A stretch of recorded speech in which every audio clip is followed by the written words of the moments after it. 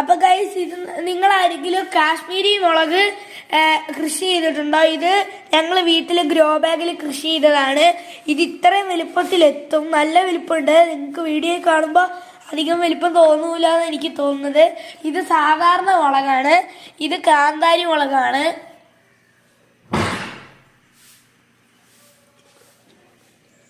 ഞങ്ങൾ ഗ്രോ ബാഗില് വീട്ടിൽ ഓർഗാനിക് ആയിട്ട് ചെയ്തതാണ്. ഈ മുളക് നിങ്ങൾ വെള്ളിയൂർക്കാവിലൊക്കെ ബജ്ജിയൊക്കെ ഉണ്ടാക്കാൻ വേണ്ടിയിട്ട് കണ്ടിട്ടുണ്ടാവും. ബജ്ജി പിന്നെ അങ്ങനത്തെ ഉത്സവങ്ങളിലെല്ലാം ബജ്ജി ഉണ്ടാക്കാൻ ഉപയോഗിക്കുന്നത് ഈ മുളകാണ്.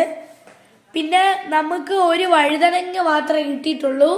അത് അധികം വിളവെടുത്തിട്ടില്ല.